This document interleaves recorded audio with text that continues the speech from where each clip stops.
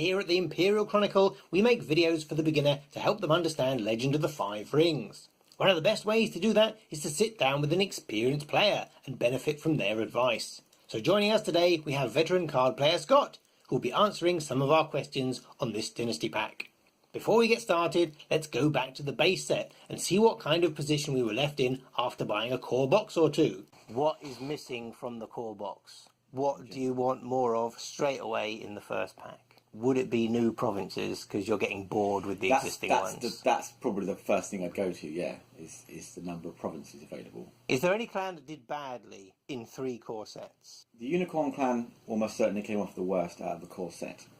It plays a lot better than the initial doubts we had from a single core set, and you can certainly play and win with it, as we saw at Worlds, but they certainly need a lot more love before they're on par with the rest of the clans. And is there a clan that did best out of 3 core sets? I think for the most part we have to look at the World Championships to have a fairly good idea of who did well. Scorpion, Crane are extremely strong.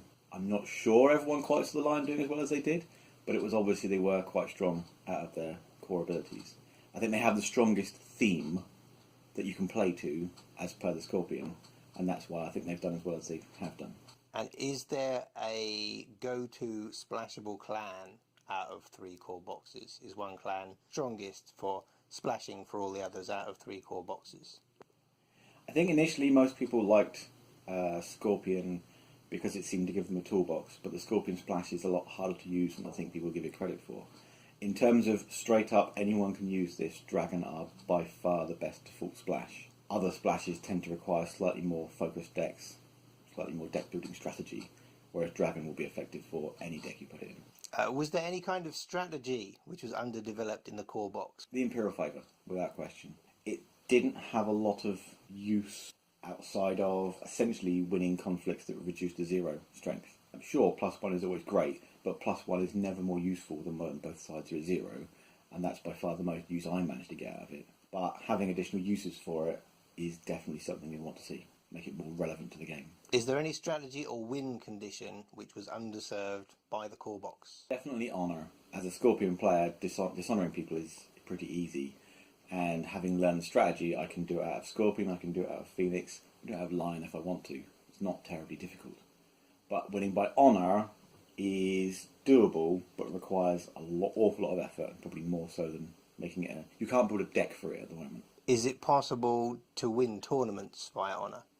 I don't think so, not yet. Looking at the pack as a whole, there isn't a very rigid structure as to how many cards per clan there are, and each clan doesn't get a Dynasty card and a conflict card. Is that something that surprises you? No, I didn't assume there would be any particular structure. I may be a little surprised to see that different clans get different numbers of cards, but knowing, on the basis that I know full well they have an idea of what they want to do with the set before they release any of it, and therefore it's largely just fitting all the cards they've created for a cycle into the packs. And if it's an uneven number of cards based on what the game needs, then it's to be expected. The Crane and the Lion get one more card than the other clans. Are those the clans that need one additional card straight away? Absolutely not. Both clans clearly showed they were very well represented at Worlds, very strong. And if there were clans that needed extra cards straight away, Unicorn were definitely one of them. Probably Phoenix or Crab being the other, and they're not massively well represented in this pack. Card number 1 and card number 2 are new provinces, new neutral provinces. Is that a good thing straight away? Yes, one of the things I was definitely wanting to see was more provinces. And whilst personally I'm not hugely taken with these two, it's always good to have more options, because sometimes it just means you can have an oddball deck using a province that isn't strong anywhere else, that people can surprise people, and everyone likes a good surprise when you sit down against an opponent. In this pack there are 3 copies of some cards that you can only have one of in a deck, which includes the province cards. Should Fantasy Flight have collated it differently so you only got 1 copy instead of 3 copies? Yeah, I've seen quite a few people mention that they're disappointed at getting multiple copies of a card they can't actually use multiple copies of. But I can appreciate from a production point of view it makes their job a lot easier, and I for one will happily put up with having 2 spare copies of a card if it means not paying more per pack. So in conclusion, what are the most interesting cards for you?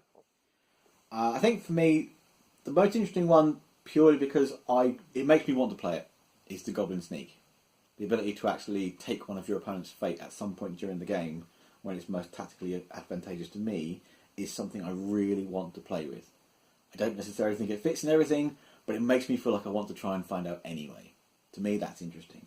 Secondly, Isawa Kaede is just strong. It's what the Phoenix needed. I like the Phoenix. I want to see the Phoenix do well. It's an incredibly powerful card.